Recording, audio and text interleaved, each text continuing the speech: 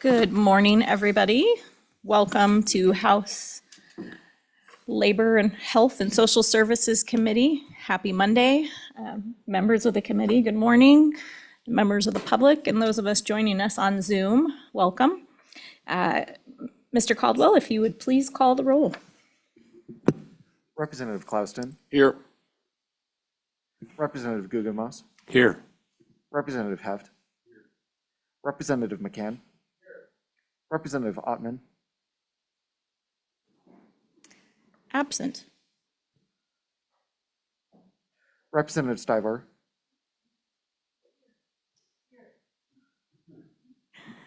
Excused for Representative Stivar.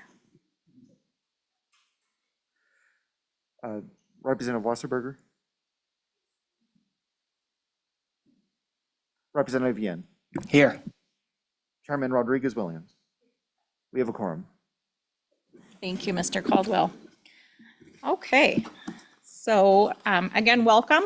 I'm going to go ahead and read some of our rules for Labor and Health Committee. If you haven't found them out front of the committee room, there is a sheet of paper out there, but for those that are on Zoom as well, I'll just run through them really quick. Everybody, if they'd please keep their cell phones on silent, including committee members. Although it may seem an awkward formality, speakers will address their comments and questions to the chairman, not to individual committee members or to others in attendance. This helps us avoid personalities and comments of a personal nature. Comments will be directed to the issue under discussion by the committee. Distracting comments on unrelated side issues are out of order. Speakers will avoid personal criticism, ridicule, or name calling directed at anyone else in the attendance of the meeting. This includes comments of a personal nature directed at other speakers, audience members, or members of the committee. For audience members, we expect you will refrain from any behavior that disrupts the orderly conduct of the meeting. Specifically, the rules prohibit speaking out loud when another person is talking, carrying on loud and distracting side conversations, and shouting, clapping, or booing in response to a speaker's comment. Our general guideline is very simple. It's that everyone conducts themselves in a civil and respectful manner at all times during the meeting. Okay, so we are going to move forward with our very first bill, and this is House Bill 164. It's now on the table for consideration. The title of this bill is Medical Prescriptions Off-Label Purposes. And the bill sponsor is Representative Brown. Welcome, Representative Brown, to Labor and Health. If you would please state your name and tell us about your bill and walk us through the bill. All right, thank you, Madam Chairman, members of the committee. My name is Gary Brown, representative for House District 41 here in Cheyenne. Off-label prescription drugs use has been practiced in the medical community for decades. This is believed to be the best, most effective, and fastest way to find drugs to treat new and existing diseases. It has only been in recent years that the use of certain drugs have been restricted for doctors to use in what they believe would be the best interest of their patients. This bill would strengthen and do just that. To clarify for those here today, the term off-label. Off-label prescribing means the drug has gone through the entire FDA-approved process for safety testing, but just not for that specific use. So that use is not listed on the label. For example, the drug gabapentin was initially put through FDA approval as an anticonvulsant, but it's now used today off-label and on a routine basis for treatment of chronic pain. Off-label prescribing is an important tool for doctors to continue to have for treating their patients. I'll try now to walk you through the bill. Please, go ahead. So An act relating to professions and occupations authorizing prescribers to prescribe medication for off-label indication as specified, authorizing pharmacists to dispense medications for off-label indications as specified, providing prescribers and pharmacists immunity from disciplinary action as specified, providing definitions, requiring rulemaking, and providing an effective date. So in section 1, under definitions, disciplinary action means any action taken by the health-related licensing board against a licensee, including but not limited to revocation, limitations, suspensions, or denial of licenses, or any other disciplinary action taken by the health-related licensing board against the licensee. Under Roman numeral 2, off-label indications means drug treatment for conditions other than those stated on the labeling approved by the United States Food and Drug Administration. Roman numeral 3, pharmacist means a person licensed by the pharmacy board under under Title 33, Chapter 24 of the Wyoming statute to practice pharmacy. Roman numeral 5 on page 3, prescriber means physician, physician's assistant, a dentist, an optometrist, advanced practice registered nurse. And then under prescribing drugs for off-label indication exceptions, under A, notwithstanding any other law, a prescriber may lawfully prescribe a United States Food and Drug Administration approved prescription drug for off-label indication, and a pharmacist is authorized to dispense a prescribed drug for off-label indications within their scope of practice pursuant to a valid prescription order. Under B, this section shall not apply for prescriptions for substances that are, on page 4, Roman numeral I, listed as Schedule 1 or Schedule 2 controlled substances under federal law or the Wyoming Controlled Substance Act of 1971. Excuse me. Under Roman numeral 2, intended to transition a minor biological sex as determined by the sex organs, chromosomes, endorphins, profiles of a minor, or affirm the minor's perception of a minor's sex organ if the prescription is inconsistent with the minor's biological sex. And Madam Chairman, the reason we put that in there is in 2024, the legislature passed a law saying it was illegal to transgender children under the age of 18. And then under Roman numeral 3, intended to induce an abortion. And again, in 2023, there was a Senate file that was passed for outlawing chemical abortion drugs. So that's why that is there. Professional conduct under A, notwithstanding any other law, a prescriber or pharmacist shall not face an adverse action from a health-related licensing board or employer, including disciplinary action, loss of employment, hospital privileges, or credentials solely on the basis that the prescriber prescribed a United States Food and Drug Administration approved prescription drug off-label indication, or a pharmacist dispensed a prescription drug prescribed for off-label indication pursuant to a valid prescription order pursuant to this article.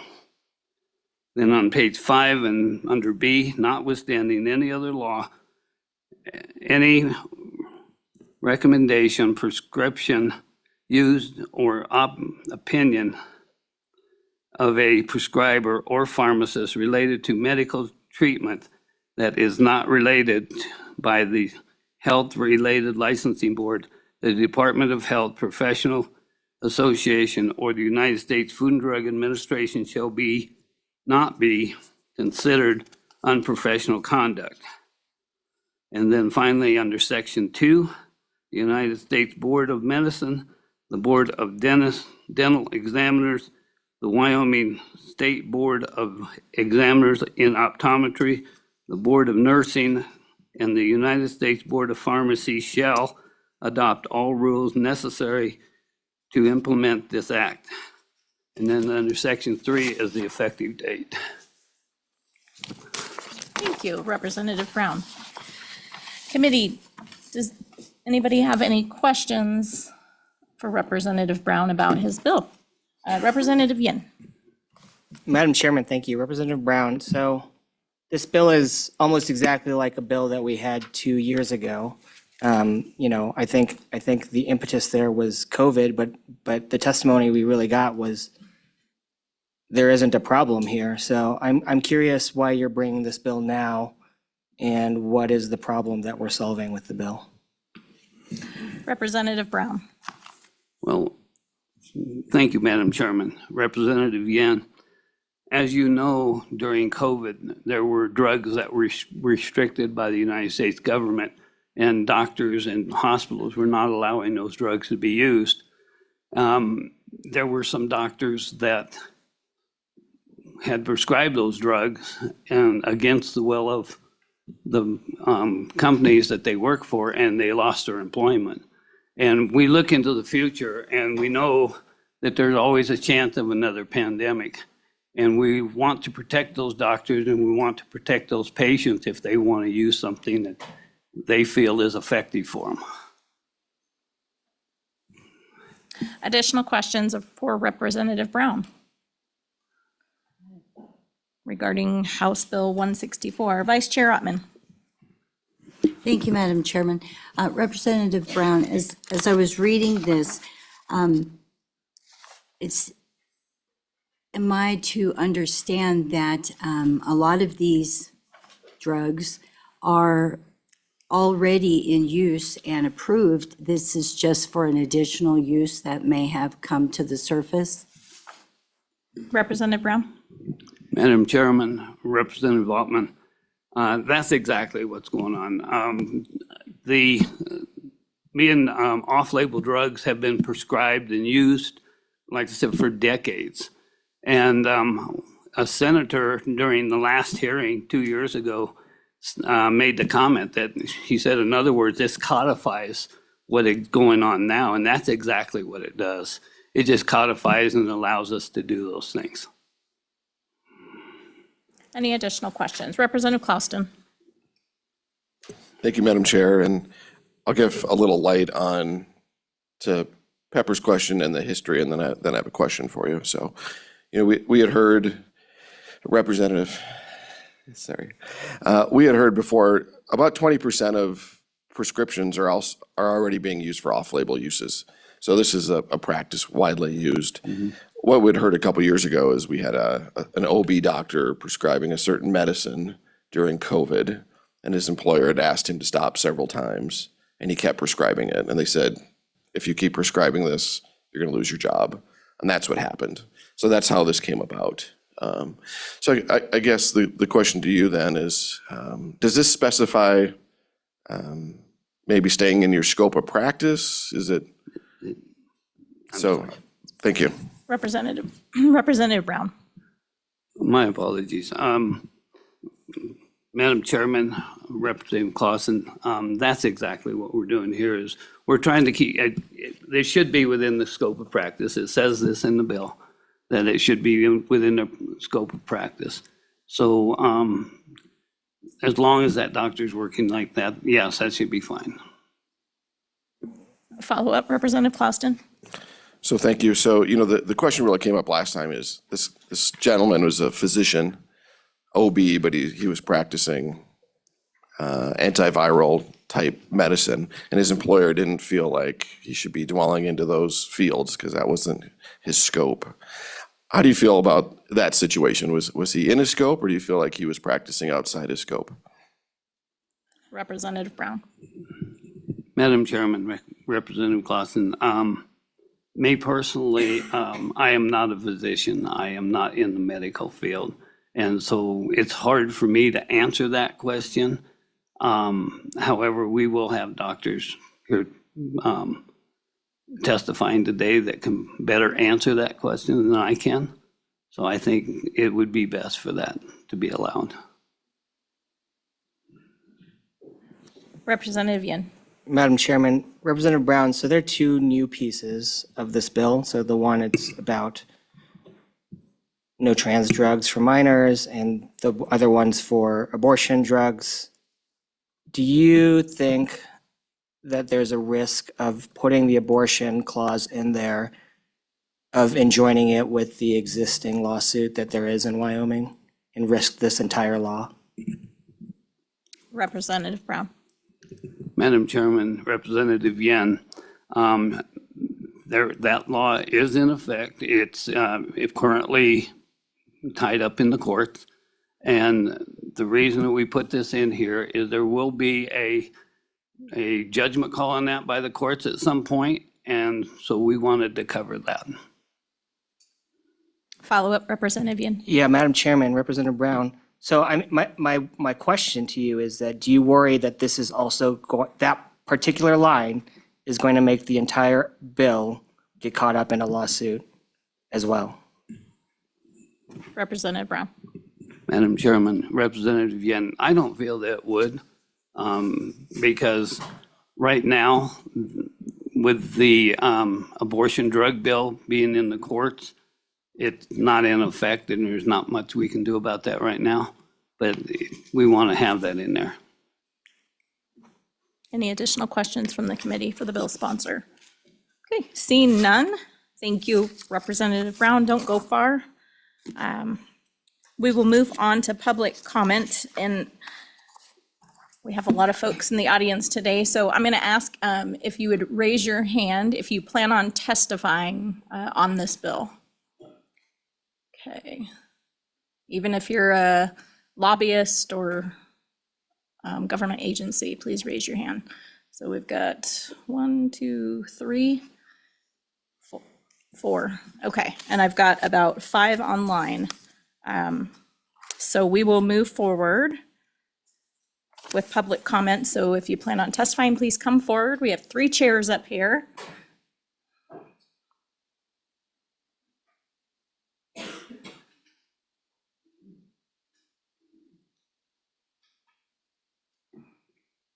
We will start with government agencies first. Welcome. And please state your name and whether or not you support or oppose the bill, or any comments regarding the bill. Thank you, Madam Chairman. Kevin Bonenblust, Executive Director of the State Medical Board, licenses and regulates the practice of MDs, DOs, and PAs. There's a whole lot of professions under this, and my comments only reflect those 3 professions.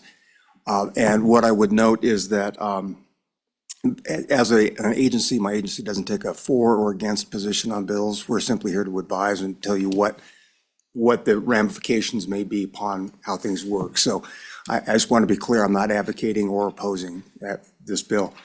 And I would go back to Representative Clausen's comment. Indeed, this is pretty much a codification of something that's been going on as long as there's been prescription drugs, I think. For instance, that favorite Viagra was developed for blood pressure, of all things. Long time physicians have used birth control pills to help treat acne. So off-label uses are all over the place, and we acknowledge that. And I know in my time, there's not been a single instance of a licensure action against an MD, DO, or PA related to off-label prescribing. Not one. That includes the whole period of COVID and everything else. The board always looks at things like, have you met the standard of care? Have you kept the patient safe? Is there fully informed consent? All those elements which are still preserved underneath this bill. So with that, it does codify the process. I would caution that sometimes there are unintended consequences we don't anticipate at the time of a bill being passed, or maybe a constitutional amendment that now is at the thick of the abortion litigation. Unintended consequences happen. Nobody has a crystal ball, so I will leave that to you all. But I would note that there is one segment of this that it really confuses me, and I was hoping the sponsor of the bill would guide you through it. It's starting on page 5, line 4, subsection B. And I've tried for the last week or so to figure out exactly what this gets to, and I can't. So I don't, I'm just pointing that out. I don't know what it does. Because it doesn't, where to speak to licensing issues in the previous subsection. And I find it, I'm not able to think of a recommendation, prescription, use, or opinion related to medical treatment that's not regulated by Health Licensing Board. So there's that. One other item to Representative Clausen's comments about an OB-GYN prescribing whatever. Regardless of what this bill does, there's already in place provision because the board issues general medical licenses. It says you may go practice medicine, but then Practice Act says, but you must be within the scope of your skills and training. Because yes, you could have an OB-GYN doing orthopedic surgery and they might be okay at it, but they're not trained to do it. And that's the whole idea behind the specialties. We let that sort of sort out after licensure or separate from licensure. So with that, Madam Chairman, I don't have anything other than to just say that this does, like I said, codify the status quo. But if there are questions, I would certainly be glad to try to answer them. Thank you, sir. Any questions for the Board of Medicine? Representative Yin. Madam Chairman, thank you. Mr. Bonenbless, that section B part was actually particularly about COVID 2 years ago. So I think the concern was that if there were non-medically regulated COVID treatments, that it wouldn't prevent them from doing that. So I don't know if you think that would still apply now with the more general language about general non-medical treatments or non-regulated treatments. But my other question to you is that, do you think that this bill is necessary to codify the status quo? Do you think there's anything wrong with the status quo that requires codification? Mr. Bottomless. Madam Chairman, Representative Yin, even at that, if a physician says you need to do this to take care of that, whether or not it involves a drug, whatever it involves, if a physician is saying that to someone in the context of, hey, I'm ill, what do I do? That sort of by default falls under the practice of medicine because it's a very broad definition. Because there are all sorts of ways medicine is practiced. So there's that. But as far as, I'm sorry, Madam Chairman, Representative, in your second half of the question, I missed that one. Madam Chairman, Representative Yin, as far as, I can only speak as far as the Board of Medicine goes. I can't speak for what this touches in the areas of employers, things like that, which it does go out to. It's not just referring to licensure, but employment and other things. So I can't speak to whether that needs to be addressed or not. That will be more up your judgment as far as what you think is appropriate in final analysis.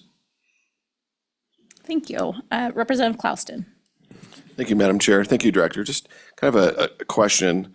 With these off-label prescriptions, Medicare, Medicaid, insurance companies, do we still see good reimbursement and payment for those, or do we often see that maybe they're denied because of the off-label? So just a curiosity there. Madam Chairman, Representative Clouston, we don't usually get into the realm of reimbursement just because that's a whole different world. We're only saying, can you or can you not practice medicine, and how do you do that? My personal hunch is that that's part of the prior authorization process and the claim review process where you're using something off-label. Does the policy cover that? If it does, then there would be payment. That would be my thinking. They'd be looking at it through a lens of, do we cover non-label or off-label prescribing or not. And that's usually included in the contracts, or at least can be, I think, so. But otherwise, I'm getting on thin ice, so I'll stop there. Okay, well, thank you. Oh, we have more questions for you. Representative Gugemas. Thank you, Madam Chair. Do you think if this bill had been in place prior to, say, COVID, would it have made a difference on people having access to the certain drugs like ivermectin and so on and so forth? Would that have made any difference? Mr. Bottomless. Madam Chairman, Representative Gugemas, I don't think it would have. Well, I take that back. Because this bill does address employers and things like that, I think it might have. The Board of Medicine never took any kind of licensure action relative to any of the prescribing that was done for COVID. And it was because off-label use happens. But whether or not, this wouldn't have been in place, and so employers could do what they felt was appropriate in their circumstances. And I think that's the example that Representative Clouston pointed to. Representative McCann. Thank you, Madam Chair. Sir, did you get any influence from the federal government as far as guidance for any of this off-label use? Mr. Bottomless. We'll call it guidance. Madam Chairman, Representative McCann, no. There was discussion among state medical boards. Some took a very aggressive position. Some, like Wyoming, took a very hands-off position, relatively speaking. But the emphasis was always on, like for instance with hydroxychloroquine, it was a moving target. What is the appropriate use? Originally the emergency use authorization said patients had to be at least a certain weight, had to be this, they had to be hospitalized. There were a bunch of parameters. Those are the sort of things that the board will always look at. Same with black box warnings on, say, a prescription that says this can kill your patient. The board will always look at those as well. But as far as any kind of edict coming down from DC, no, nothing like that. Okay, thank you, sir, for joining us. Thank you, Madam Chairman. I'll open up a chair here. Okay. Please state your name and who you're with and whether or not you support or oppose the bill, and we'll hear your testimony. My name is Jason Caswell. I'm a board-certified family practice physician, and I own Cowboy Concierge Medicine, where I provide primary care. It's a direct primary care clinic. I definitely support this bill, and I apologize in advance because I've never done this before. So if I deviate from any customs or courtesies, I apologize already in advance for that. This bill is about protecting prescribers from employers that have their thumb on the prescriber. And the physician we were talking about earlier, that was OB, he's actually triple board certified in general family medicine, as well as general surgery and obstetrics and gynecology. Off-label does not mean unsafe, ineffective, etc. And I'm not going to blind you with the science of it or overwhelm you with examples, but any prescriber that would tell you any different is wrong. Okay. More likely than not, y'all's primary care physician is serving way too many masters. As a primary care physician, the masters that you should be serving are the patient and then you with respect to your licensure and your practice of medicine. The insurance company shouldn't come into play. Like all of the rest of the ancillary people, like medical staff or employers that say thou shalt not prescribe hydroxychloroquine or ivermectin. I did during the pandemic. And, the way that I look at it is that it's about liberty of the patient. If you as a prescriber explain the options, risks, benefits, alternatives, and then a patient chooses that therapy, who are you or anyone to stand in the way of that? The patient they're the only person whose decision matters because they're the only fact finder. That's the way I approach medicine. We all saw what happened when, COVID didn't change everything. It was the government's response to COVID, not saying this one, the federal government's response to COVID. That's what changed everything. And we saw what happens when power is too centralized, okay? And just like that, the physician/surgeon that we were mentioning previously, that lost his job, the guy is a vanguard. He's a flagship. you know, and I'm telling you, I mean, behoove us to all listen to him a lot more, you know, besides being a great friend of mine, he's also a mentor of mine. Other things that I will say, I'll keep it very brief, but I really do appreciate the protection of children in this, vis-a-vis specifically like the trans, you know, aspect of it. Because the way I personally feel is like a trans child is much like a vegan cat. We all know who's driving that ship. And that's all I have. Thanks a lot. Thank you. Committee, any questions of the doctor? Yeah, Representative Gugemas. Thank you, Madam Chair. I'll ask you the same question. Do you think this bill would have made a difference during COVID had it been in place? Dr. Coswell. Representative Gugemas, Chairman. Absolutely it would have, because like I had pharmacists flat out refuse to fill prescriptions of ivermectin that I wrote, you know, again, after, you know, like medical decision-making and patient-involved decision-making that the patient wanted.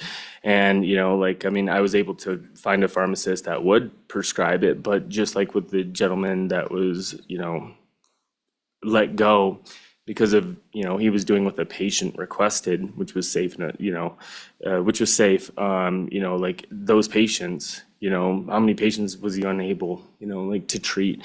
Because again, some employer thinks that they know better than the physician and the patient within the context of that, you know, clinic, that exam room. Does that answer your question? Yes, sir. Representative Klauston. Thank you, Madam Chair, and thank you for your testimony. Just the director had pointed out, and I guess I'm just still struggling with, because I had this question on my bill. Do you have the bill in front of you? No, sir. Okay. So the director brought it up. So just page 5, line 4, it says, notwithstanding any other law, any recommendation, prescription, use, or opinion of a prescriber or pharmacist related to medical treatment that is not regulated by a health-related licensing board, Department of Health, professional association, or the United States FDA shall not be considered unprofessional conduct. So I guess all I want to do here is just make sure that we still have some way of, if somebody's harming patients or doing something that hurts the people of Wyoming, that we have some recourse. So reading that, do you feel like we still have recourse to follow a bad actor, or does this give everyone carte blanche, do whatever they want to do? Dr. Coswell. Sorry, Representative Clausen, Madam Chairwoman. Great question. I initially kind of addressed that, but I refined kind of like what I was going to say. We definitely, but patients do have multiple options, as well as states have options when it comes down to the policing of, you know, like deviant physicians or prescribers in general. One, like the patient can always sue civilly, okay?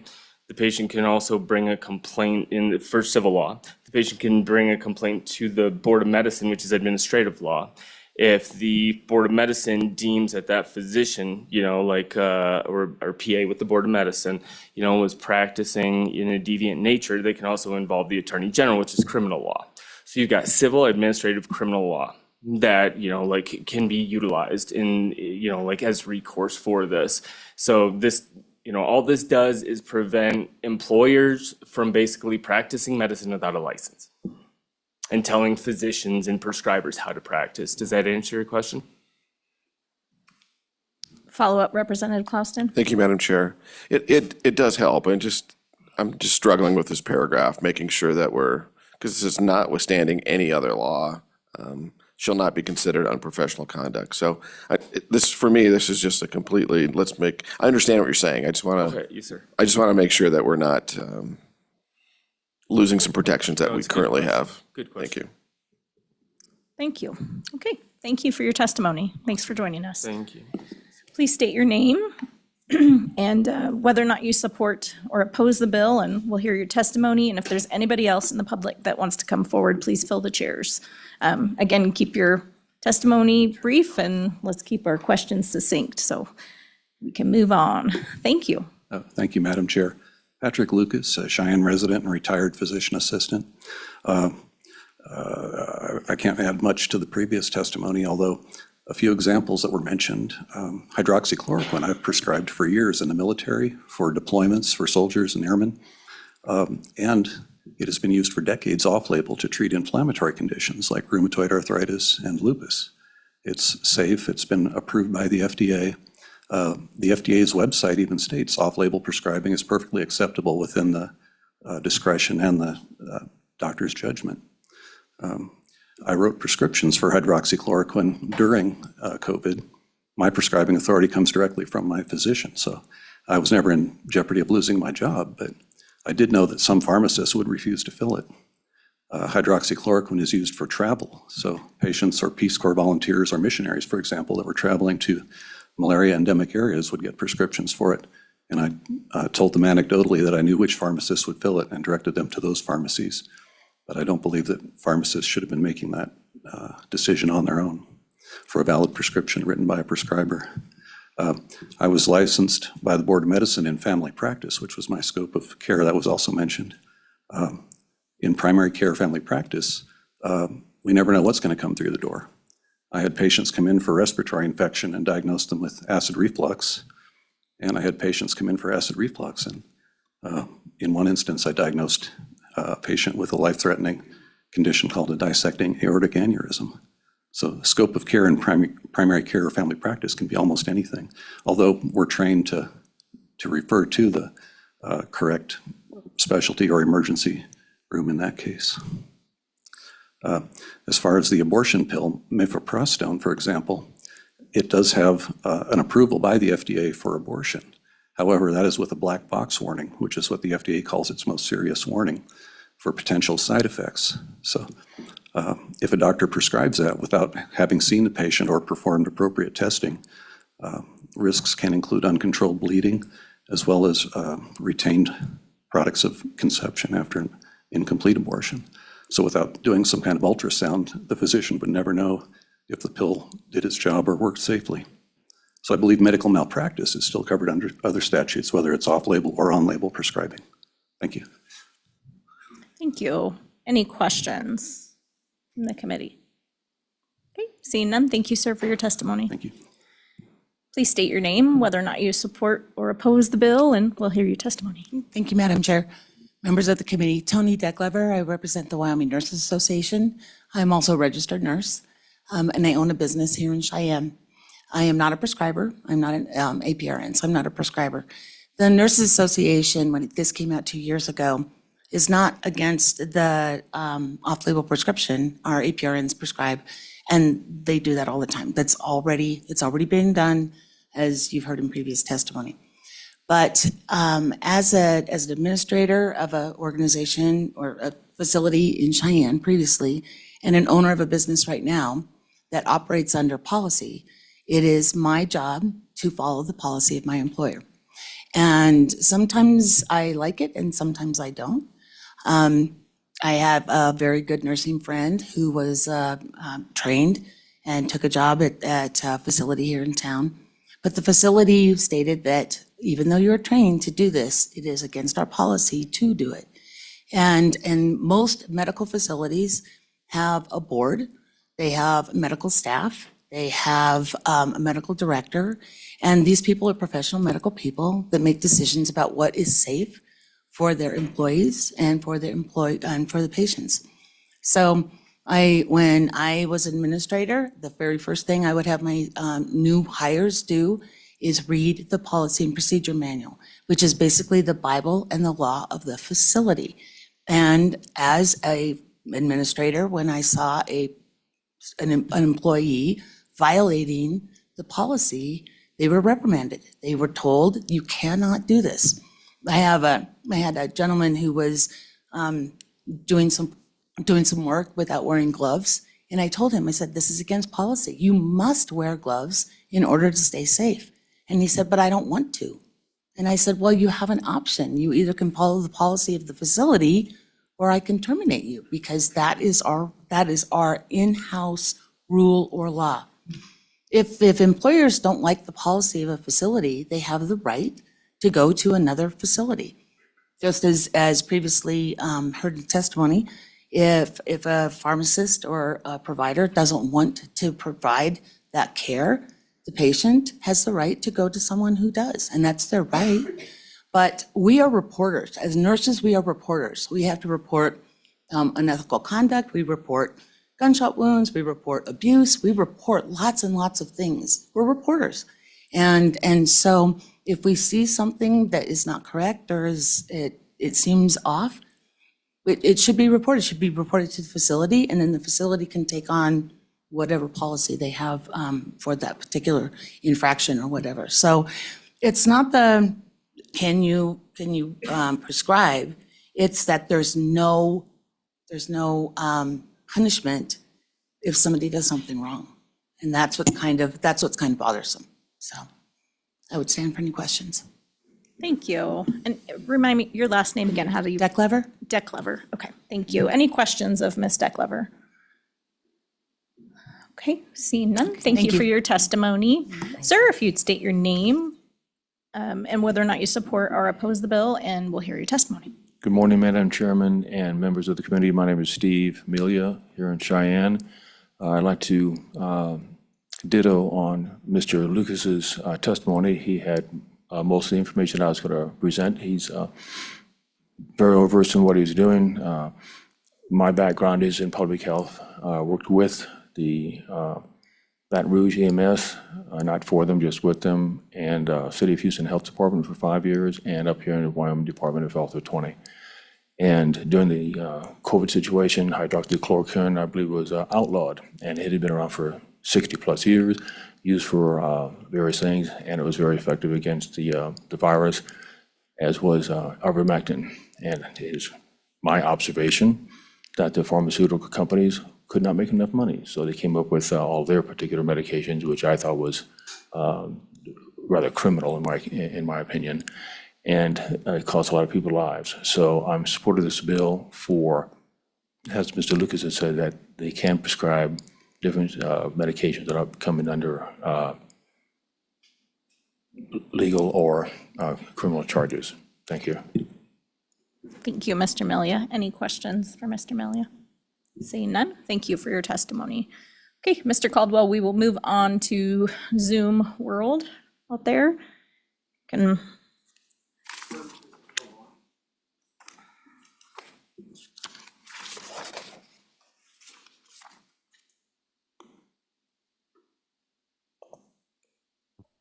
Good morning. Can you hear me? We can hear you. Welcome. Please state your name, what organization you're with, or if you're an individual representing yourself, whether or not you oppose or support the bill. We'll hear your testimony. Thank you, Madam Chair and honorable members of the committee. My name is Emma Laurent. I am with Wyoming United for Freedom, and I am testifying from Sheridan in opposition of Bill 164. I have a short statement. The exceptions in this bill were designed merely to make a moral statement. They are not protecting patients. The exception for drugs that aid in abortion simply seeks to codify government overreach by determining for doctors and patients how off-label drugs can and cannot be used based on the cultural whims of a political faction fascinated with government control in the guise of freedom. Ultimately, I quote Senator Loomis, a founding member of the Tea Party, when I say, we need to restore liberty, honor the Constitution, and keep the government's hands off my body. Thank you. Thank you for your testimony. Any questions, Ms. Laurent? Okay, seeing none, thanks for joining us. Thank you.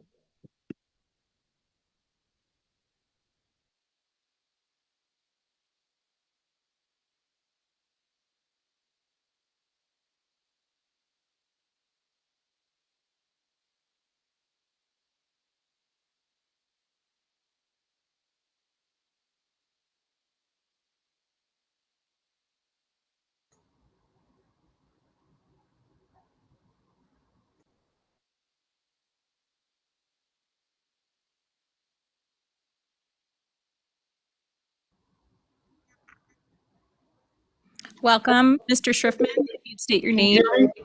Yeah, we can hear you. Welcome. Please state your name and whether or not you support or oppose the bill, and we'll hear your testimony. My name is Ross Schriftman. I'm a citizen living in Casper. I am in favor of the bill. I'm speaking on my behalf this morning. For 50 years, I've been a licensed health insurance agent helping people with their health care needs. making sure their claims are paid. I also served for 10 years as the voluntary legislative chair for the Pennsylvania Association of Health Underwriters. I am in support of this bill. We should not have to have such legislation.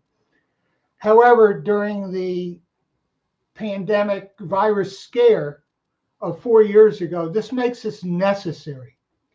It has been mentioned that we have to follow the rules. However, federal agencies ignored the rules passed by Congress. The main reason that this is needed is that there's a statute. If a drug or other treatment is available, emergency use of an experimental drug is prohibited. Because the pharmacy lobbyists work so hard, and many of them go in and out of the government on the federal level, they attacked longtime drugs such as ivermectin and hydrochloroquine that have been used for many things. For example, ivermectin, Jimmy Carter pushed that for river blindness in Africa. These are common drugs with very limited side effects. So this was all about getting the so-called vaccine out to the public. In fact, they changed the definition of a vaccine. A vaccine is supposed to prevent you from getting an illness or from spreading that illness. We know now that that is not true. This is a shot, but they changed the definition to make it more palatable, and they also gave liability protection for these drugs. These experimental shots will act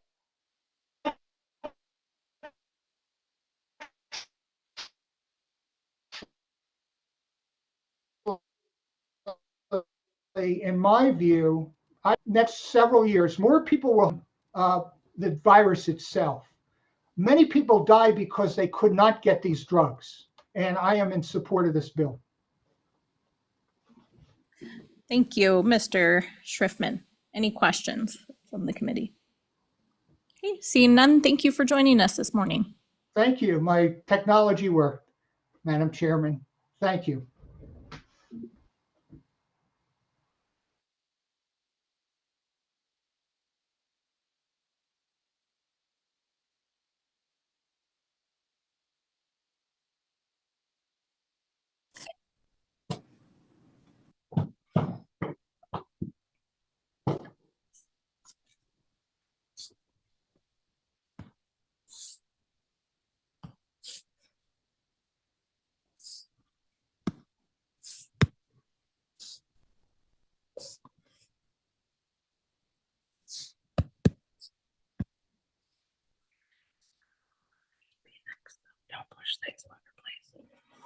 Chat is not it. Mr. Woods, if you would turn on your camera or unmute yourself, the committee can hear you. Okay, can you hear me now? We can hear you. Welcome. Please state your name, whether or not you support or oppose the bill, and we will hear your succinct testimony. Yes, I'm Dr. Willard M. Woods, MD. I do support this bill. I am board certified in obstetrics gynecology. I have training in both general surgery and family care. I've been a doctor for 53 years. I spent 10 years in the Army prior to coming to Wyoming. And I, during that time, of course, practiced as a general practitioner as well as later a board certified OBGYN. Delivered several thousand babies, lots of surgeries, and seen hundreds of thousands of patient visits. And I was definitely active during the COVID pandemic, doing very well with my patients. And I was suddenly and unexpectedly fired one day with many patients still in the waiting room to be seen, and told I was through, my malpractice was canceled, to pack up and move out. Well, I had come to the conclusion early on in the pandemic by extensive research that the drugs I was using, first hydroxychloroquine, then zinc was added to that to improve it even more, and then went to ivermectin, and then a combination of both along with some vitamins. This combination proved to be very effective for COVID, and I can definitely say that after treating nearly 1,000 patients, I had no deaths, and I was convinced more than ever that this was the way to go. If you went to the emergency room, at least our ED, with COVID, or even the clinic, the doctor or provider would tell you there is no cure for this, there is no treatment for this. Go home, isolate, come back if you get sicker. And that was going to be when they would start you on more advanced therapies such as remdesivir and even the ventilator, both of which turned out to be very ineffective and even sometimes a death sentence. So I became not only more concerned about the fact that you couldn't get a prescription for this as easily as you should have, but that in general, today's providers are taught to follow the computer-generated protocols that their employer insists on, and usually it's big pharma or a combination of that and the corporations that run the hospital you're working in or the clinic. This approach removed the provider's ability to think for themselves and out of the box. Every human is different, and a well-trained and experienced clinician to be able to make decisions based on each patient rather than a computerized algorithm. This bill allows and would protect providers and pharmacists from retaliation like I received. Please allow the providers and pharmacists of the state of Wyoming to independently, without fear or of discipline or worse, use their best judgment and training to treat their patients using all resources available. I mean, think about the patient. I'm not concerned about the provider. I'm not concerned about me right now. But if a provider is threatened by disciplinary action and even termination from their job because of they want to do the best thing for the patient, that's not the United States, and that's not Wyoming. Thank you. Thank you, Dr. Woods. Any questions from the committee for Dr. Woods? Representative Clouston. Thank you, Madam Chair. Thank you, Doctor, for your testimony. Just one quick question. What I'm struggling with is trying to balance professional autonomy with employment obligations. So how does one work for an employer who's saying you shouldn't do this according to our policies and procedures, but your professional autonomy goes against that and you still want to prescribe this? So if you have an employee who's not following your policies and procedures because of this, how would you deal with that employee? Well, first of all, I was never. Dr. Woods. Go ahead. Yes. Oh, sorry, Madam Chairman. I was never told not to use these drugs. I was told it was not recommended. As a matter of fact, when I went before the first peer review by a committee, I discussed this with the committee at great length. And after that, they actually said, go ahead and do it and be careful. Well, there's no problem being careful. Ivermectin and hydroxychloroquine are both extremely safe. The safety is without question. Even Pfizer, who used to have the patent before the drug became generic, which by the way had won the Nobel Prize in 2015 for treatment of river blindness and elephantiasis in Africa, that drug had been given at 10 times the recommended dose and still found to be safe. So the safety issue was not there. And then the second time I talked to the physician, who was in charge of all the other physicians for the corporation I was employed by, he also said it's not recommended, but he even said, look, doctor, 6 months from now, we might be recommending this protocol, but for right now, it's not recommended. Thank you, Dr. Woods. Any additional questions of Dr. Woods? Vice Chair Ottman. Thank you, Madam Chairman. Dr. Woods, and this is just because of the length of time that you've been in this profession, do you think that this bill would provide some relaxation for policies to be made? Absolutely. You know, yes, Madam Chairman, and representatives, absolutely this bill will make a difference. The problem with these younger physicians, and I can understand it, is that they are threatened with their livelihood. You know, years of training, many times large student loan debts, and they really truly have a difficult decision to make. And it should not be put that way. They should be allowed to think for themselves and treat based on their own research and their own findings with their patients. So yes, I think this makes a big difference and will remove a lot of that threat, in the same way to pharmacists. Thank you, Dr. Woods. Thank you for joining us this morning. Thank you for your testimony. Thank you.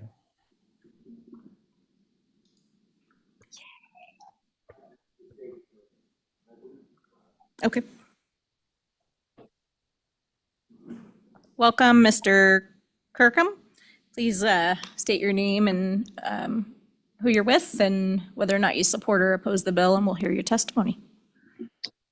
Thank you, Madam Chair. My name is David Kirkham. I'm from Provo, Utah. I'm very strongly in support of HB 164, Gary's bill, Representative Brown's bill. I guess it looks like I'm the only patient here that's going to be testifying today. So I kind of took what I had written and I threw it out, and I guess I'm just going to talk to you from my heart. I was diagnosed with prostate cancer in October.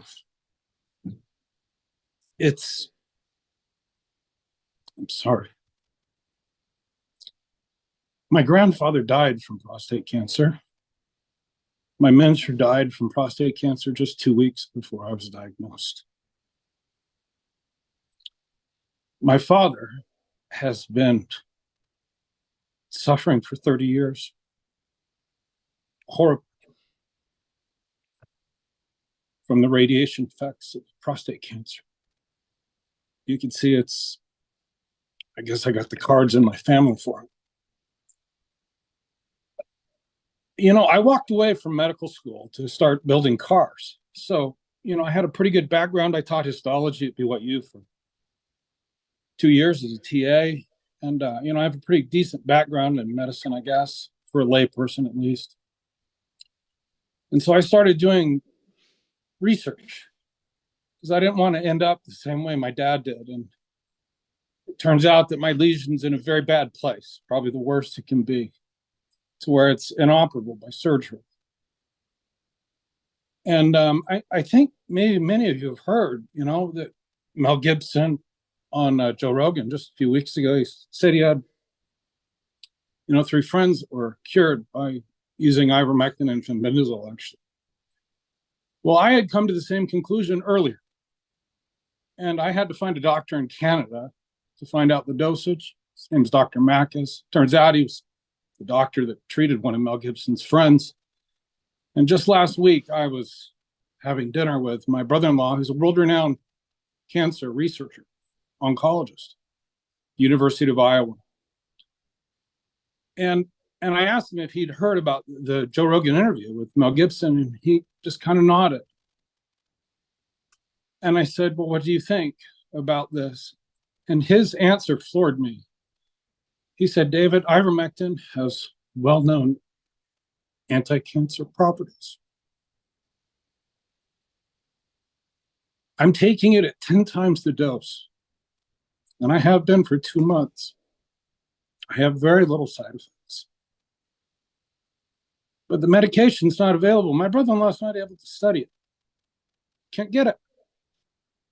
He said it's one of the most highly restricted medicines that there is. It took me a month to find ivermectin. And maybe to answer Representative Yen's question, Madam Chair, do we need this? It took me a month to find it. And just like justice, medicine that is delayed is medicine that is denied. And you can ask, well, what effect does it have? My PSA has dropped in the past month from 8.4 to 5.2. That's a lowering of over 50%. Remember, the scale doesn't start at 0. PSA is prostate-specific antigen. It's a cancer marker. It's one of the main cancer markers.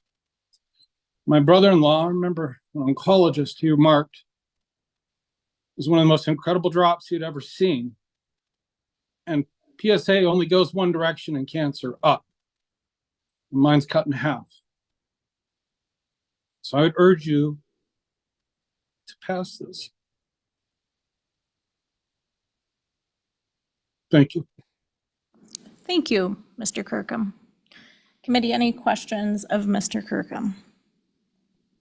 Okay, seeing none, thank you for joining us this morning. Thank you for your testimony.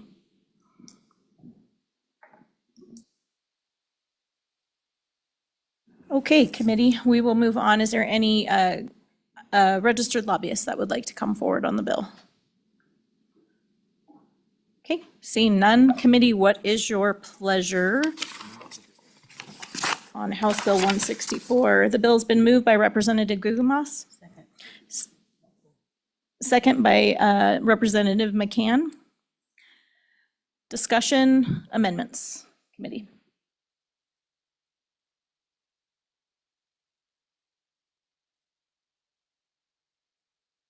Okay, I'm going to move an amendment. Committee, it pertains to page 4, lines 5 through 11. And I'm going to move that we insert a severability clause for new members. What that means is it's basically a provision that's included that you could insert in the bill that ensures that if one part of the bill is found to be unenforceable or illegal by the courts, the rest of the statute basically would remain valid and enforceable. So I can provide the language for that, Mr. Caldwell, and if I'm speaking too fast, please let me know. Okay, so I move the severability clause to read, if any application or any provision in this article to any person, group, or of persons or circumstances is found by a court to be invalid, preempted, or unconstitutional for any reason whatsoever, then the remaining applications of that provision to all other persons and circumstances shall be severed and preserved and shall remain in effect. All constitutionally valid applications of the provisions in this article shall be severed from any applications that a court finds to be invalid, preemptive, or unconstitutional.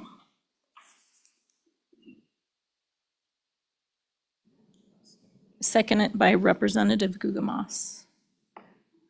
Okay, and I just want to make sure, Mr. Caldwell, you got all that? Madam Chairman, you have this written down, correct? Yes. I will collect that after the meeting. Okay, thank you. Okay, discussion on the amendment. Question being called by Representative Yin. All those in favor of Chairman Rodriguez-Williams's amendment, please say aye. Aye. Aye. All opposed? Okay, the amendment has passed. Any additional amendments from the committee or discussion on the bill? Okay, seeing none, Mr. Caldwell, if you call the roll on House Bill 164. This is a roll call vote for House Bill 164 as amended. Representative Klauston. Aye. Representative Guggenmoss. Aye. Representative Heft. Representative McCann. Representative Ottman. Aye. Representative Stivar. Representative Wasserberger has left an absentee voting form vote for aye. Representative Yen. No. Chairman Rodriguez Williams. Madam Chairman, that is 7 aye, 1 no, and 1 excused. Okay, thank you, Mr. Caldwell. So House Bill 164 has passed. Committee, Representative Brown, you'll carry that on the House floor. Thank you. Okay, committee, we will move on to our next bill, which is House Bill 269, titled Naturopathic Medicine Licensure. This bill is sponsored by Representative McCann. So please, Representative McCann, take a seat. And do you have any co-sponsors are joining you today to present the bill? Or Madam Chair, yes, I'd like to invite Dr. Thea Marks to my table, please. welcome, Doctor. Okay. Representative McCann, if you would introduce your bill and summarize it for the committee, that would be great. Thank you. All right, my name is Darren McCann, Representative, House District 48, presenting House Bill 269 for naturopathic medicine licensure. The good doctor is going to kind of go into the bill as far as that goes. So, but the reason I brought the bill or agreed to bring the bill is the AMA, APPA, especially the psychology and psychiatry associations have just lost their way with all this medicine, treating symptoms rather than getting back to the root cause. You have hypertension, I'm going to give you a pill, as opposed to figuring out what's going on. The traditional Western medicines, as far as I'm concerned, have just lost their way. And I believe we need to bring in some competition to bring the whole medical field back to where it belongs in treating root causes as opposed to symptoms. It's sick care as opposed to treating the actual problem. Unfortunately, it's just heavily driven by the farm industry. I think we just need to bring things back. So hopefully this will give the people a alternative option. And with drugs not being the first thing that we do about any and every problem. Thank you.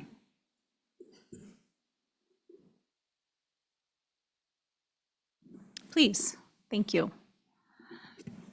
Madam Chairman, my name is Dr. Thea Marks. The purpose of this bill is to establish a naturopathic medicine licensing board and provide for naturopathic medical physicians licensing.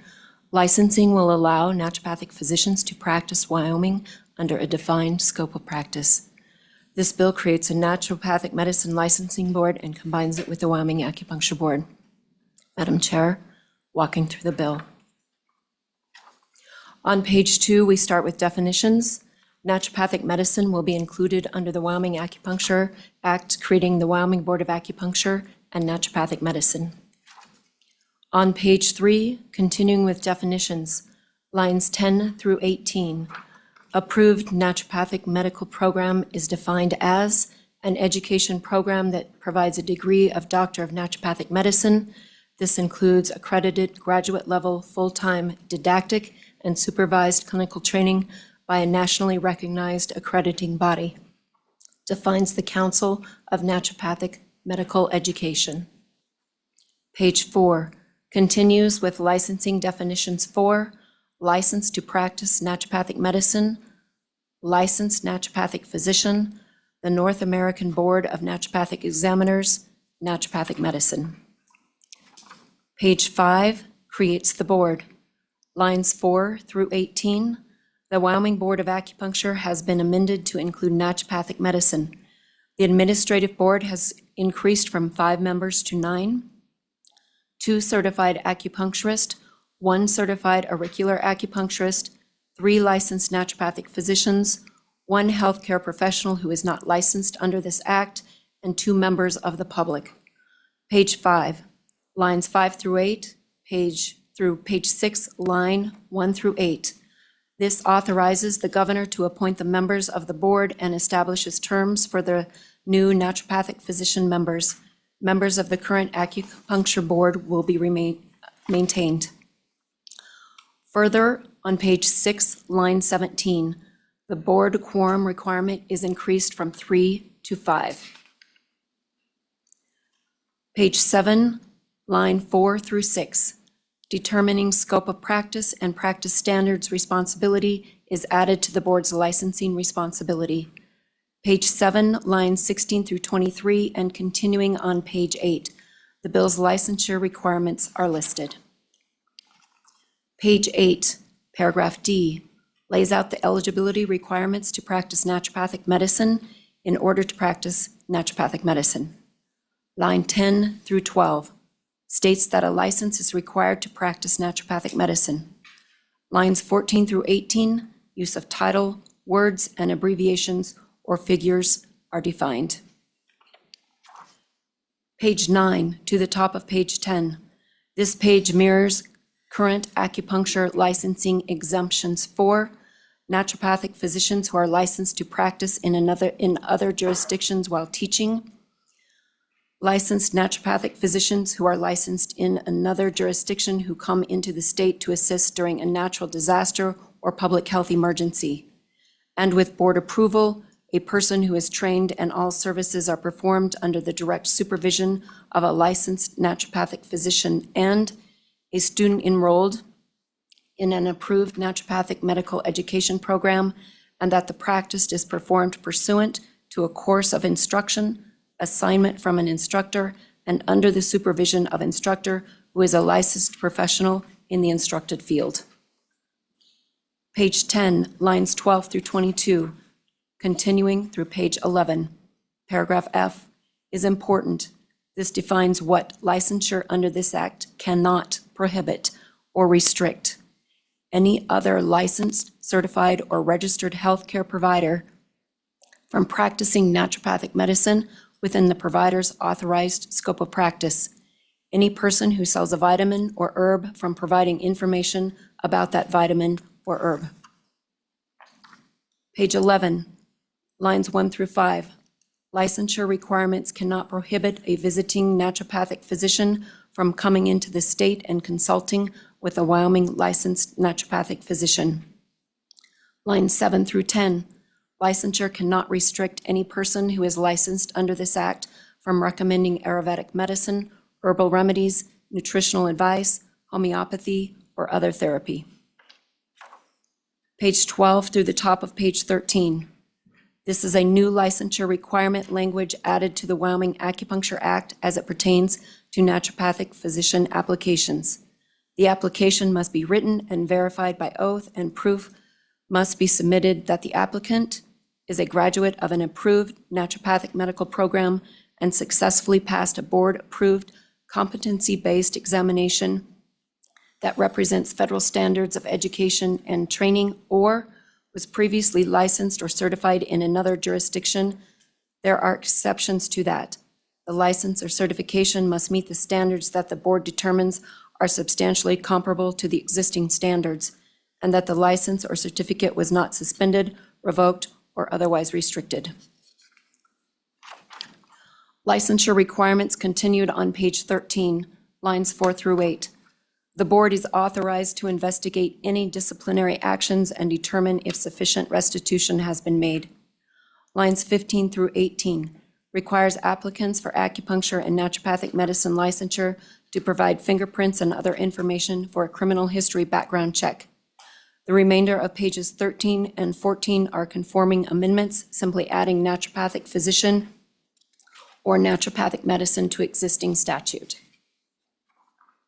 On the bottom of pages 14 and 15 through 16, lines 1 through 10. Provision is set out for licensure by endorsement, the ability to apply for a license in the state based on an existing license in another state. Licensure by endorsement mirrors new application and renewal requirements. In the case of licensure by endorsement, board rules can require that the applicant be subject to an interview in order to determine acupuncture or naturopathic knowledge. Continuing on page 16. Provides for disciplinary action, suspension, and revocation of license for acupuncture and naturopathic medicine for unprofessional conduct. Page 17 defines unprofessional conduct, obtaining a license by means of fraud, misrepresentation, or concealment of material facts, being convicted of a felony that relates to ability to practice, being negligent in practice. Page 17, lines 13 through 21. Provides for the ability to reinstate a license after 1 year of revocation of the license.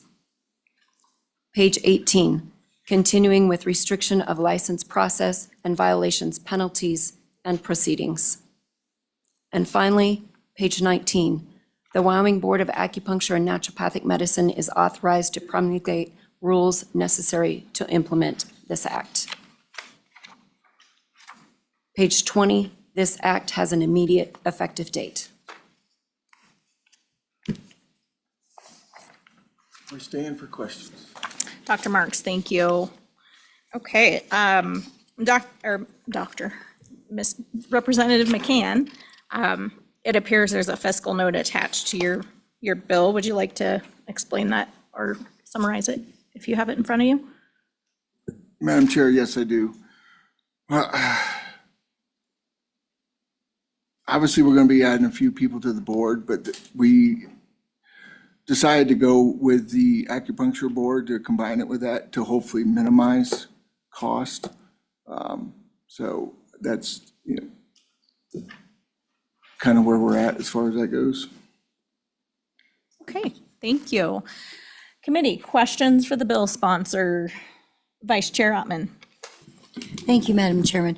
Could you, Representative McCann or Doctor, could you give me an idea of what the procedures to go underneath a board are, kind of fee structure and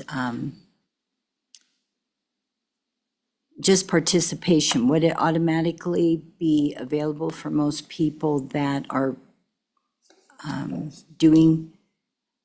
providing this service currently, or would they have to go through a whole new schooling or training? Thank you. Representative McCann, will current providers be grandfathered in or need to go through this new process? Dr. Marks. Madam Chairman and committee, the naturopathic physicians under this bill would need to have completed schooling through Naturopathic Medical College, which encompasses 4 years and over 4,000 hours of schooling. And so there are 8 providers in the state of Wyoming that currently meet these requirements. Committee, additional questions of the bill sponsor, Representative Klauston. Thank you, Madam Chair. A few questions come to mind. Page 7 says scope of practice, and there's nothing outlined there. I mean, really hard to pass a bill, right, into law when there's nothing defining scope of practice. So can you please explain why that was left out and how we would fix that? Representative McCann or Dr. Marks? Madam Chairman, Representative Klauston, the scope of practice was deferred to the rules and regulations and the board to establish those within the scope of this bill. That has been the customary through the Acupuncture Act. That is how their scope was defined. Follow-up, Representative Klauston. Thank you. So we received a letter from the National Board of Naturopathic Examiners opposing this bill, and they're asking about trying to define the difference naturopathy versus naturopathic physicians. So can you address their concerns from the national board opposing this? Dr. Marks, the difference?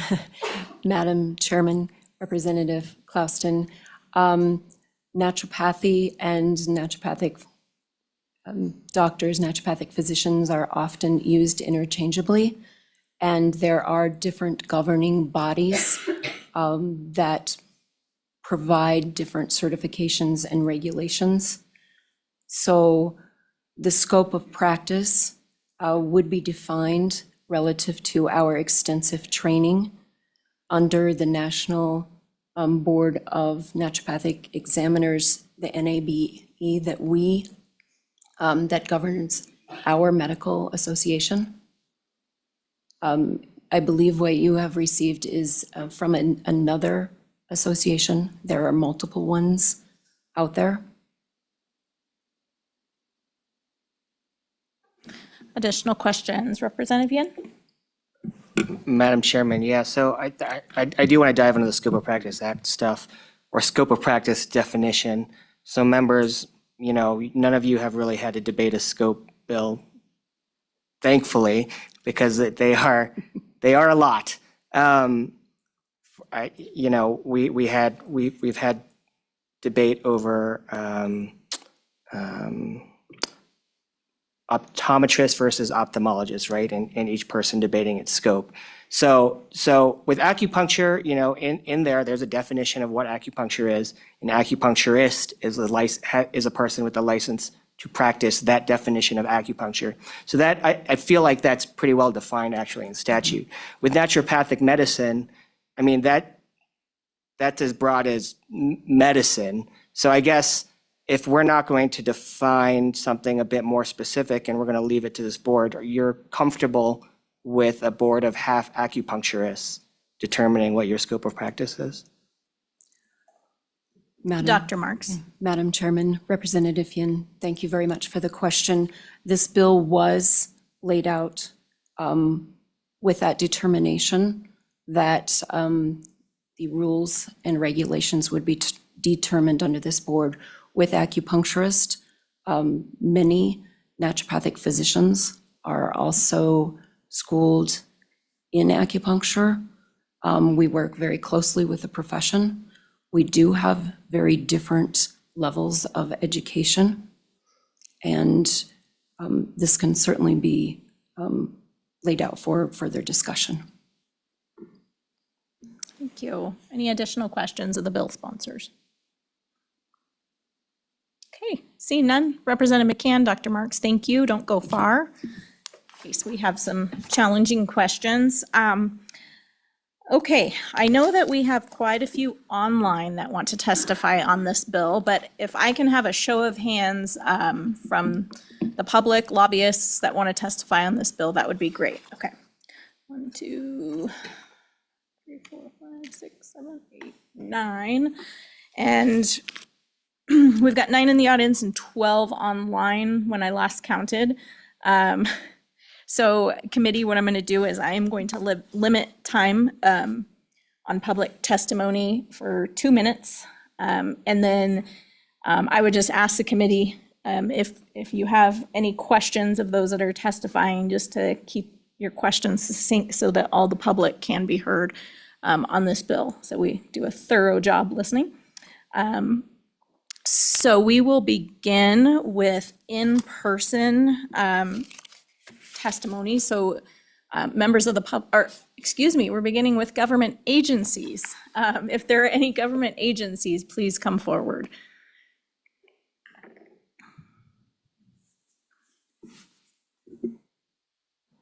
Good morning, welcome. Please state your name and who you're with and your thoughts on the bill. Good morning, Madam Chair, Committee. My name is Chelsea Cortez, and I'm the Executive Director for the Board of Acupuncture. So I am here in the event that you guys have questions I can answer. I only have really 2 small concerns. One of them is the 9-member board. We have 30 to 35 licensed acupuncturists in the state, and they're saying possibly 9 naturopathic physicians. So I'm not sure we can sustain a 9-member board. That seems a little bit high, and it also has 2 public members, which I'm not sure we would need 2 public members. The only other, there was a note in there that the application submitted would have, the word oath was used, which I'm assuming means notarized. We're in the process of moving to an online system, so that would be really, I don't know how we would do that, to have things physically notarized if we're submitting applications online.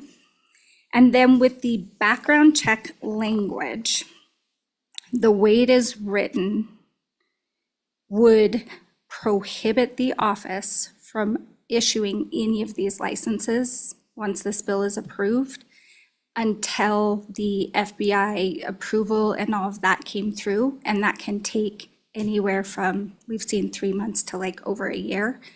So I wouldn't want to pass this bill and then be sitting on these 9 applications. I don't, we wouldn't be able to do it. But there is language in other practice acts for other boards that we could just change it to mirror that language, and then I think it would solve the problem.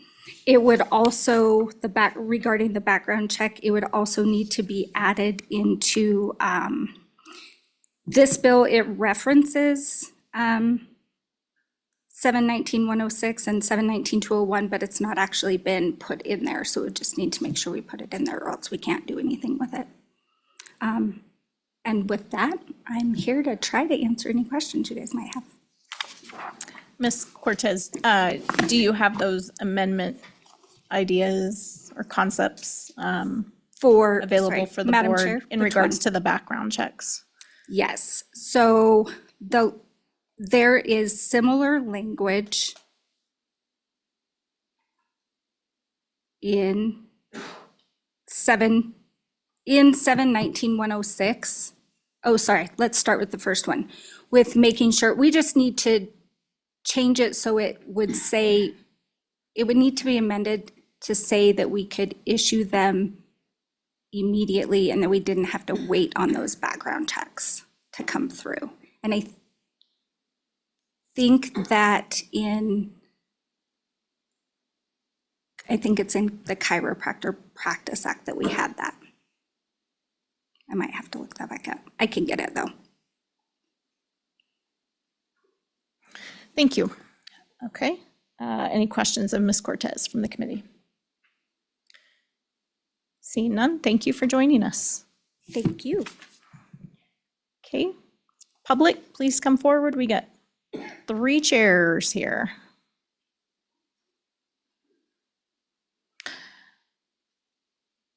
My good vice chair is going to be the timer here.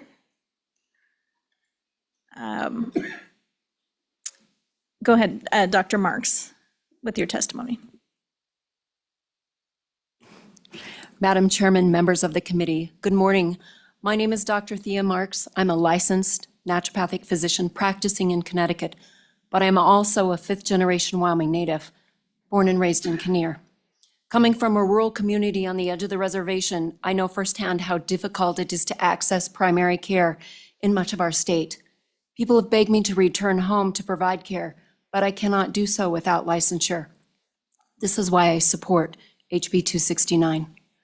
Naturopathic doctors are trained as primary care providers through rigorous accredited doctoral programs requiring more than 4,000 hours of education and training for 4 years, commensurate with other primary care professions. We specialize in holistic and preventative care, which supports Wyoming's values of self-reliance and resilience.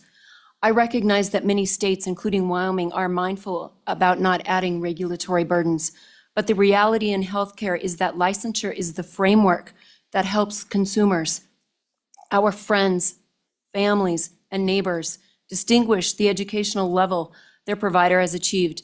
Nobody would dream of removing licensure requirements for MDs, nurses, or physician's assistants, and the same principle should apply for naturopathic doctors. Licensure also enables coverage by insurance, Medicaid, and Medicare, expanding access to care across Wyoming. Licensure is critical for patient safety and transparency. For example, accredited naturopathic medical schools provide doctoral level training. like my own. However, there are also correspondence-based programs or shorter training programs requiring as little or less as 1 to 2 years. Establishing clear educational standards through licensure ensures that patients can confidently trust that their provider has the qualifications to act as a primary care provider. By passing this bill, Wyoming will join its neighbors, Montana, Idaho, Utah, and Colorado, in formally recognizing naturopathic doctors. This step will improve access to quality care in rural and underserved areas, reduce healthcare costs, and expand preventative care services. Importantly, HB 269 does not grow government or restrict existing natural healthcare practitioners who can continue to practice their craft. Dr. Marks, you are out of time. Thank you, Madam. Apologize. Thank you for your testimony. Thank you. Sir, please state your name and who you're representing, and we'd love to hear your testimony.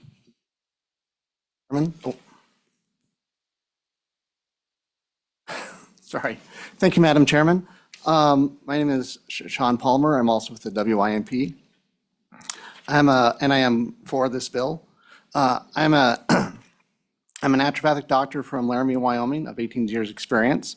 Currently, the minimum standard for practice of primary care in the state of Wyoming is a two-year master's degree in nursing. A profession that's proven valuable in expanding access to primary care while maintaining high standards in competence and patient safety.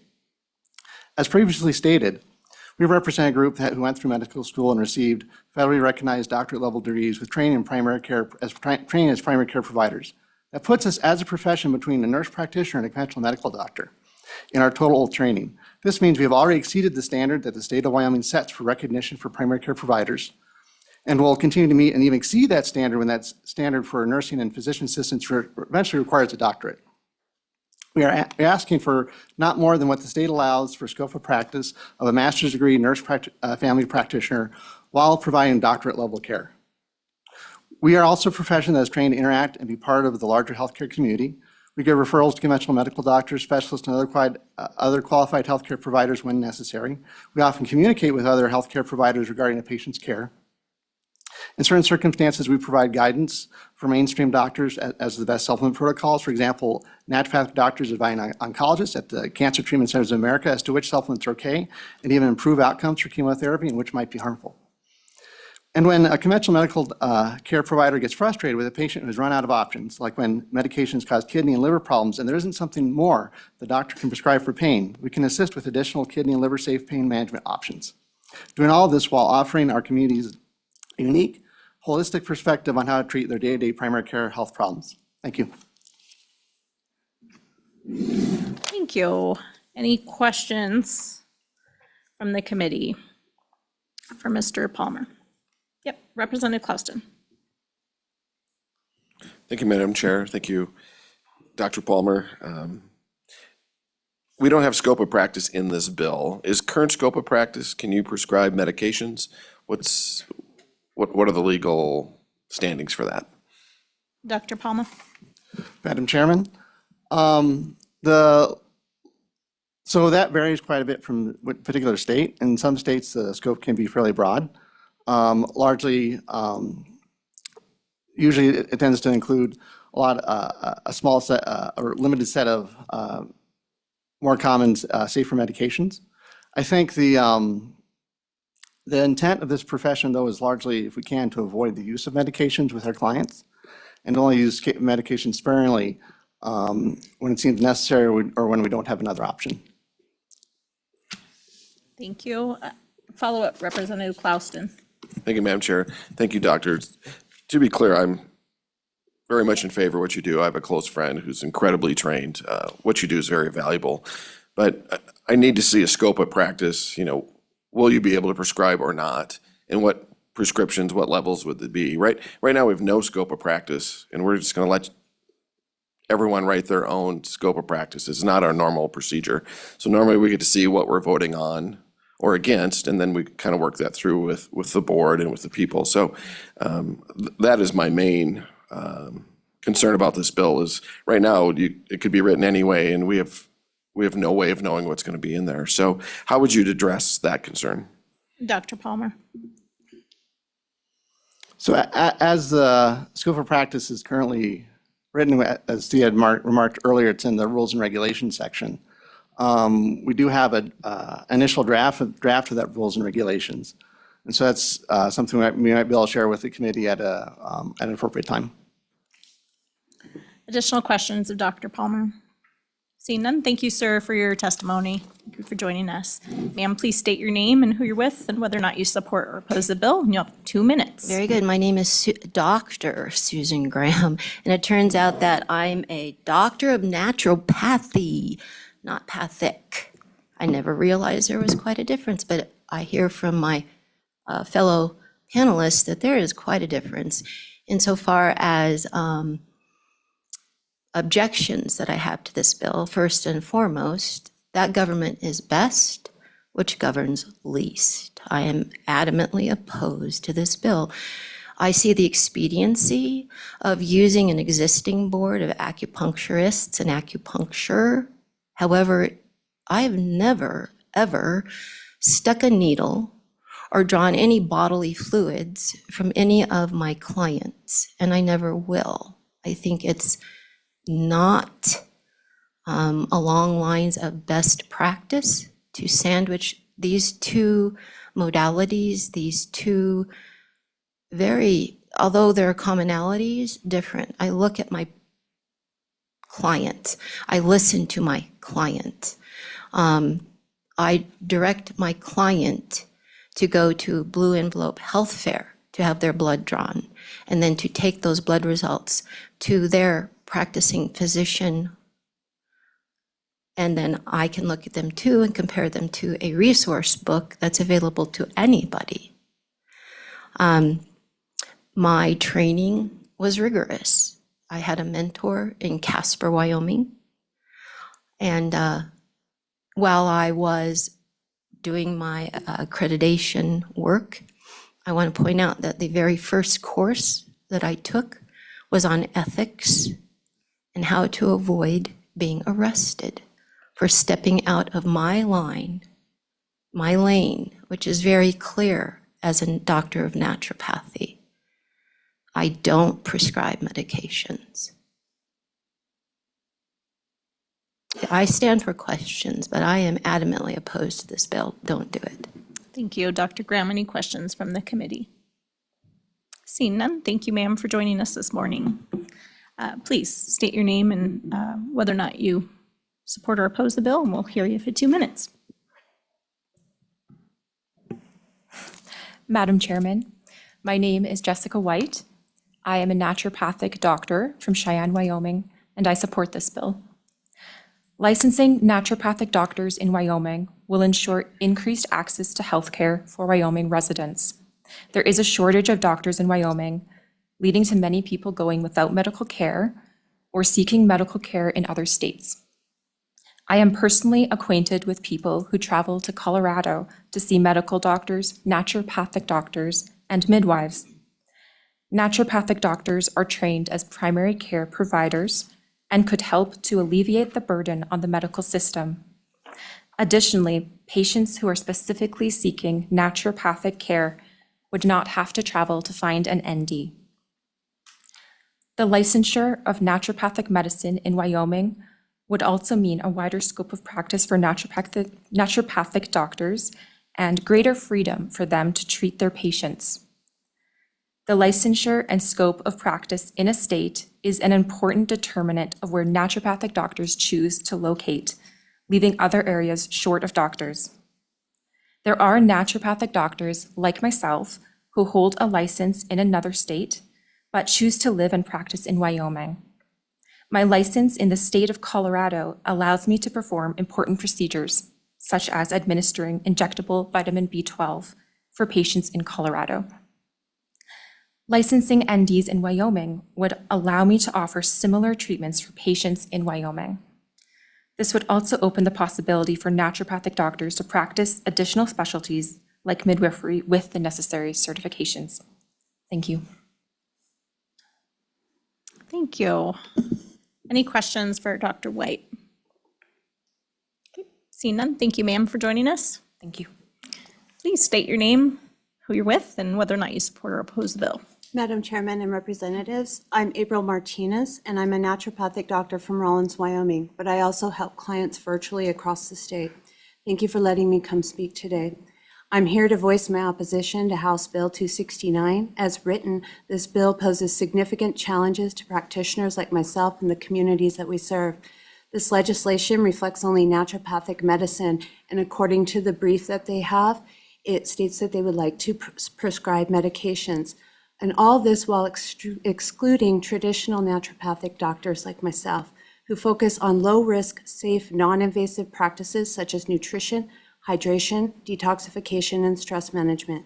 Unfortunately, none of us who wish to preserve traditional naturopathy were included in drafting this bill, leaving an entire segment of practitioners unrepresented. Representative McCann shared that Dr. Thea Marks, who is listed as practicing in Connecticut, was consulted for her expertise for this bill. However, as someone outside Wyoming, Dr. Marks may not understand the unique needs of all of our rural communities. Input from a variety of Wyoming-based practitioners would have been far more relevant. This bill's restrictive guidelines would invalidate the title that I've used with pride for years. I earned my Doctor of Naturopathy designation after attending one of the country's leading schools and passing rigorous practical exams where I had to demonstrate my ability to apply naturopathic principles. I'm also board certified through the AANWP, ensuring my education and ability to serve my community effectively. If this bill passes, I will have to rebrand with a lesser title, erasing years of hard work and the trust I've built with my clients and within my community. Additionally, this bill would force some practitioners to close their doors, creating an unfair monopoly that limits competition within the holistic field and consumer choice. Wyoming, especially our rural areas, needs more healthcare options, not fewer. I urge you to oppose this bill and ensure all perspectives are included in the discussion if another bill is ever drafted in the future. Naturopathy provides safe, Dr. affordable Martinez, you were care. out of time. Thank you. Apologize. Thank you for your testimony. Thank you for listening. Sir, please state your name and who you're with, whether or not you support or oppose the bill. Yes, Madam Chairman, and also the committee members. My name is Dan Young. I am a second-generation naturopathic doctor. I am nationally board certified with the ANMA and the ANMCB, and I have been in clinical practice, hands-on clinical practice, in Cheyenne since November 1st of 2001. And in that period of time, I can assure you that some of the things that we're discussing here today have never entered into, nor are they a part of being a naturopathic doctor. So as you can tell, I strongly oppose this type of legislation, and I appreciate Representative Closton and his continued addressing what is the scope.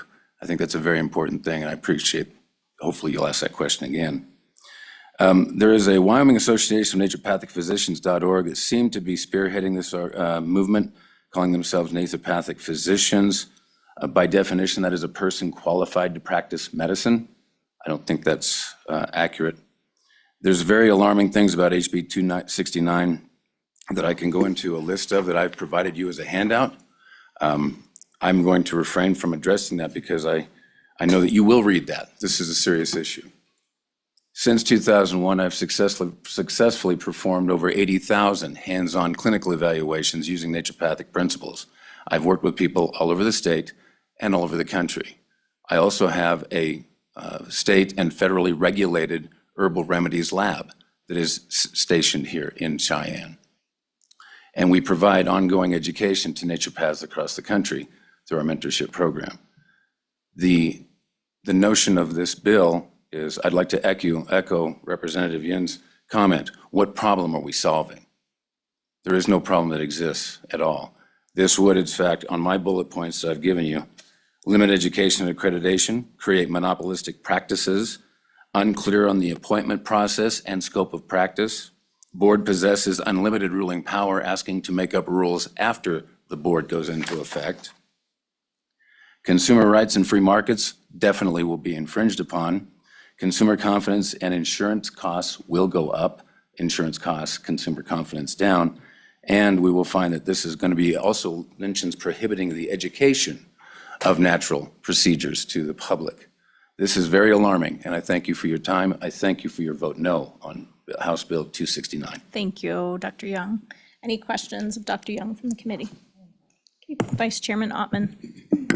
Thank you, Madam Chairman. Dr. Young, just a quick question. With your herbal remedies lab, is that CBD? Madam Chair and Dr. Young. Madam Chair and Representative Ottman, we do not do anything in the realm of CBD remedies. Thank you. Thank you for your testimony today. Thank you. For joining us this morning. Ma'am, please state your name, whether or not you support or oppose the bill. Good morning, Madam Chairman and representatives. My name is Susan Lone. I've been here before. I'm a resident of Laramie County. And I just wanted to share something that came up. This was back in 2022. It was actually through the state parties. They made this resolution. And they pointed out that there are over 200 various boards, commissions, and councils that are in our state right now. Some of these boards are just, they're user fees funded, or else it's direct taxation, and some come out of the general fund. And back in 2022, they wanted to reduce the number of all of these boards. And I think that this board here is absolutely not necessary. And something I have noticed over the years, being involved in the legislation, and when they start these boards, then the next thing that comes up is a compact. And that was mentioned about our various states around us. We don't need any more compacts. We've got over 40-some compacts that Wyoming is signed on to, and that it's almost impossible to get away from them. And so I am definitely not in support of this. I've gone to naturopathic, and naturopathy. I've gone to acupuncturists over my whole period. I've never been on medications. And they are some of the most outstanding people I've ever met. And so I'm just absolutely opposed to this. Thank you. Thank you. Any questions of Ms. Lone? Seeing none, thank you for joining us. Good morning. State your name and whether or not you support or oppose the bill. Good morning, Madam Chair and members of the committee. My name is Lexi Darty, and I am here representing Americans for Prosperity. I'll keep it brief, but we are in opposition of this bill, and I want to express some of our concerns. While we recognize the value of naturopathic medicine and the benefit it can bring to individuals seeking alternative health options, this bill raises significant issues related to labor barriers and to employment and government overreach.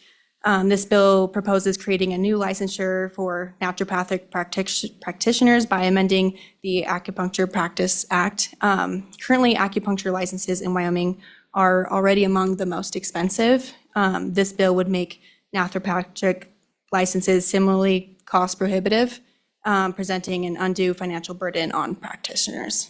This bill would require practitioners to obtain a doctorate degree and pass through a licensing board, creating barrier to employment and a barrier to work. So the expansion of this government licensing unnecessarily restricts individuals who may already have those valuable skills and knowledge from entering into the field. This also raises the question for us, does this bill truly protect individuals, or does it serve to eliminate competition in the marketplace? We are not in any way against naturopathic medicine, but we believe this bill represents a heavy-handed approach. Does Wyoming truly need this level of licensure for naturopaths, or are we creating unnecessary barriers for practitioners and expanding government without sufficient justification? So with that, I stand for questions. Any questions for Ms. Daugherty? Vice Chairman Ottman. Thank you, Madam Chairman. Ms.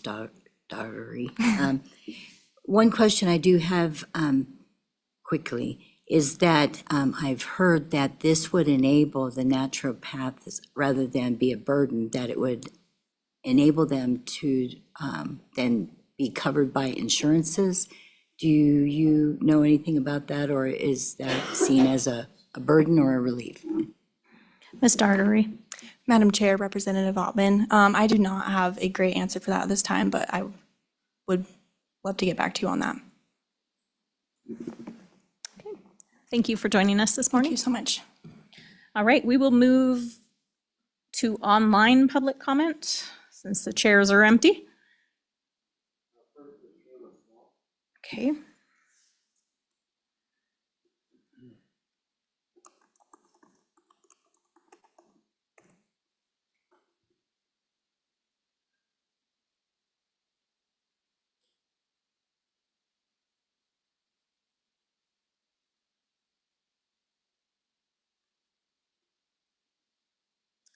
Ms. Law, welcome.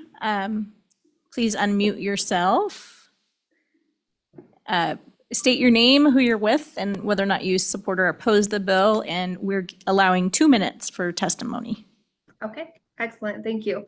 Madam Chairman and representatives, my name is Shayla Slaw. I am a naturopath in Green River, Wyoming, and I have been for over 5 years. I have helped hundreds of clients learn how to create and maintain health using 100% non-invasive, non-intrusive methods, everything all naturally. The proposed bill really blurs the lines between medicine and naturopathy, and it really fails to capture the spirit of naturopathy. This bill does not provide any distinction between people who would like to practice naturopathic medicine and people who would like to stick to traditional naturopathy. It's a large net that would cut out over 90% of the providers of natural health. I would like to also address Representative Ottman's question about insurance. This would allow insurance to cover only those who are licensed and those who attended one of the 3 programs currently eligible that would allow us to be licensed under this bill. So it does help for those people, for those 8 individuals in the state. For anybody else currently helping clients in this manner, that does, again, cut us out. This bill was proposed and was not taken to any of the other naturopaths in the state for consideration. It also invalidates and makes it unable for anybody else to use the title of naturopath, naturopathy, and doctor of naturopathy, as several people here have earned through rigorous testing and through schooling. There are only 3 programs, as I already mentioned, that would make somebody eligible for this licensure. None of them are in state. All of them are in person for over 4 years. So this would immediately take away almost all of our providers if we chose to go to those schools. Okay, thank you, Ms. Lau. Any questions for her from the committee? Seeing none, thank you for joining us this morning and for your testimony. Thank you.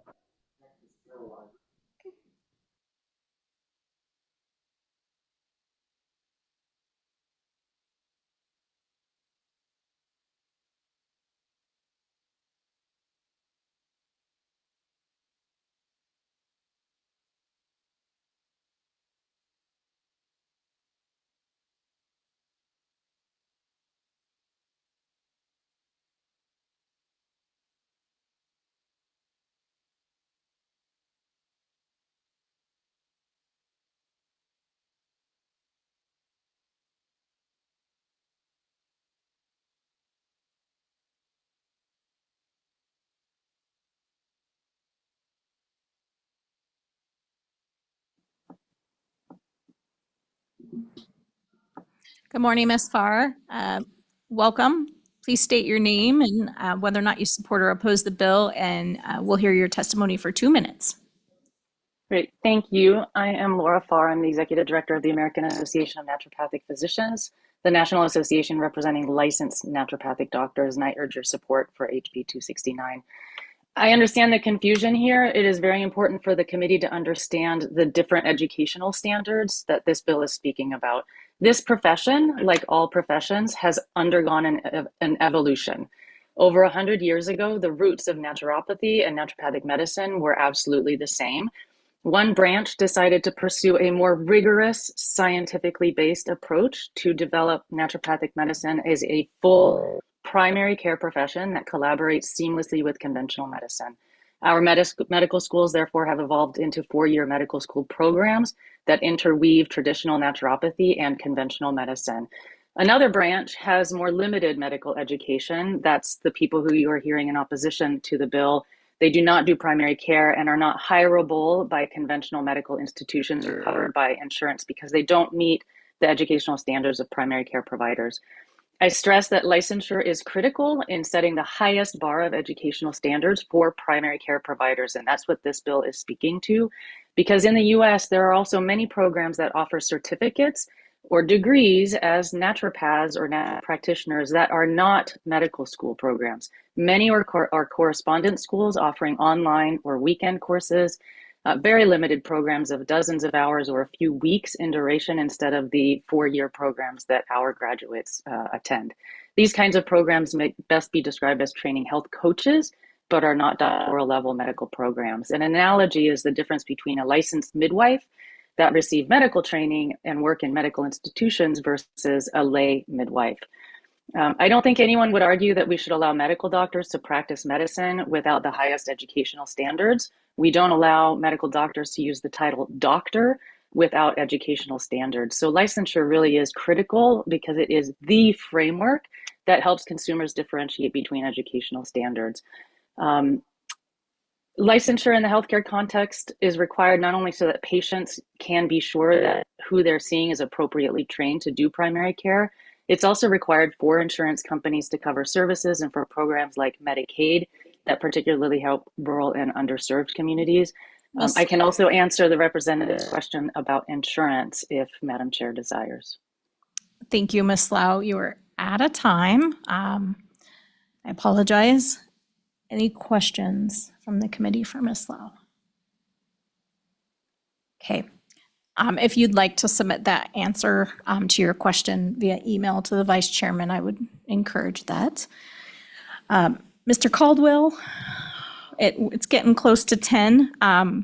So committee, what we're going to do is we're going to carry the bill over to our next meeting, which is Wednesday morning. We'll continue hearing testimony and what the committee's pleasure is on House Bill 169. So the meeting is adjourned.